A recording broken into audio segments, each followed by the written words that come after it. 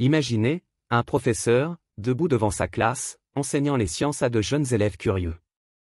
Il explique une idée avec assurance, mais après sa déclaration, un des enfants se lève et conteste ce qu'il vient de dire.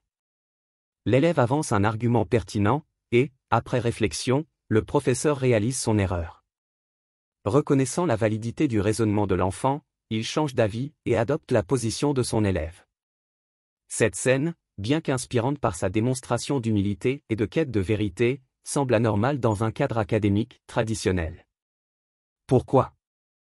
Parce qu'elle peut sembler nuire à la crédibilité du professeur, aux yeux de ses élèves lui censés enseigner et guider, et non pas apprendre des leçons de ses propres élèves en matière de sciences. Maintenant, réfléchissez à ceci, si une telle situation paraît étrange, dans une salle de classe, que dire de l'idée d'un créateur recevant des leçons de ses créatures? Assalamu alaikum, paix sur vous. Dans cette vidéo, nous allons explorer un extrait du Talmud Hagiga 15b pour mieux comprendre la pensée rabbinique et examiner la portée de l'autorité que les rabbins s'attribuent. Cet exemple nous permettra de contempler l'envergure et les implications de ce positionnement, tout en offrant une perspective sur l'interprétation des textes religieux. Tout commence avec une histoire racontée par la Guémara. Rabba bar Sheila trouva le prophète Élie, qui lui était apparu. Il dit à Élie, « Que fait le Saint béni soit-il » Élie lui dit, « Il énonce la halachout transmise par tous les sages, mais au nom de Rabbi Meir, il ne parlera pas. » Il lui dit, « Pourquoi » Il répondit, « Parce qu'il a appris la halachout de la bouche d'Acher. » Qui est Acher? Son véritable nom est Elisha ben Abouya. Mais après avoir apostasié, le Talmud ne mentionne plus son nom et l'appelle simplement Acher, signifiant l'autre. Son apostasie affectait donc la réception des enseignements de Rabbi Meir, qui fut son disciple. Rabba bar Sheila, en défense de Rabbi Meir, demanda alors: pourquoi serait-il jugé défavorablement pour cela? Rabbi Meir trouva une grenade et mangea son contenu tout en jetant sa peau. Par cette métaphore, Rabba bar Sheila voulait dire que Rabbi Meir avait pris le bon des enseignements d'Elisha ben Abouya et avait rejeté tout ce qui était mauvais ou problématique. Il avait donc su discerner et préserver la vérité indépendamment des erreurs de son maître. Élie répondit à Rabba: « En effet, ta défense a été entendue là-haut. » À cet instant, Dieu changea d'attitude, lui qui jusque-là rejetait les traditions de Rabbi Meir, en raison de son lien avec Elisha ben Abouya. Se mit alors à réciter ses enseignements, comme on peut le lire ici.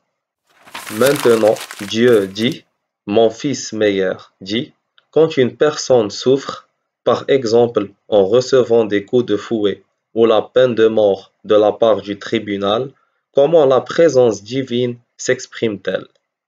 Malheur à moi de ma tête, malheur à moi de mon bras. Comme Dieu compatit avec celui qui souffre, si le Saint béni soit-il souffre à un point pour le sang des méchants, combien plus souffre-t-il pour le sang des justes qui est versé? Ce récit est profondément significatif. Il montre que la métaphore et la défense de Rabba bar Sheila ont convaincu Dieu lui-même de reconsidérer son jugement. Là où Dieu rejetait initialement les traditions de Rabbi Meir, il les accepta et les énonça après avoir entendu l'argument de Rabba. Cette histoire s'accorde avec celle qu'on a déjà vue ensemble dans Bava Media 59b, l'histoire de Rabbi Eliezer et le four d'Achné, où les rabbins refusèrent d'écouter la parole de Dieu, préférant suivre la majorité de leurs pairs. Ces deux récits illustrent une fois de plus la valeur et l'autorité que les rabbins s'accordent à eux-mêmes. parfois au point de rejeter ou d'ignorer l'intervention divine directe. Non seulement les rabbins ont refusé d'écouter Dieu dans le cas du four d'Achné, mais ils sont allés jusqu'à prétendre enseigner et corriger Dieu lui-même, le Créateur et Maître de l'univers.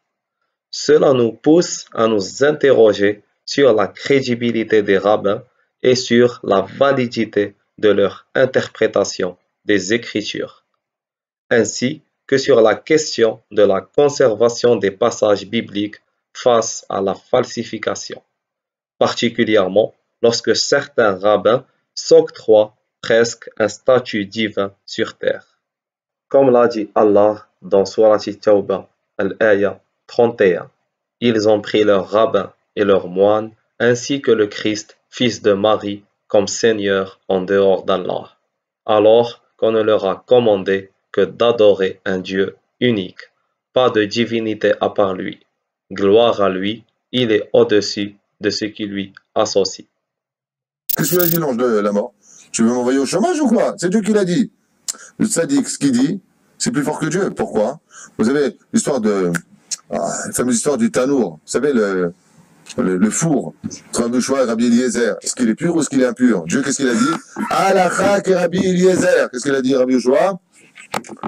Lo bashamaim i. C'est pas toi qui décide, c'est nous. C'est quand tu as des imbéciles qui comprennent rien à leur vie, qui te disent ça c'est les rabbins qui l'ont écrit. Oui, c'est exactement ça, c'est les rabbins qui l'ont écrit. Ce que décrivent les rabbins, c'est plus fort que ce que dit Dieu. Ce que décrivent les rabbins, c'est plus fort que ce que dit Dieu. Ce que décrivent les rabbins, c'est plus fort que ce que dit Dieu. Pourquoi? Parce qu'il y a marqué Lo bashamaim i. Depuis qu'on a reçu la Torah, c'est nous qui décidons. La preuve en est. La Torah elle a dit combien de coups de bâton? 40. Les Chachamim 39. Bah, Dieu dit 40, toi tu dis 39. Tu es qui, toi, pour dire ça? C'est les Chachamim qui décident. Donc, quel jour peut dire. Quand Dieu dit, par exemple, ce couple-là n'aura pas d'enfant, le Baal Shem Tov, il dit, t'as un enfant, il y a quoi? T'as un enfant.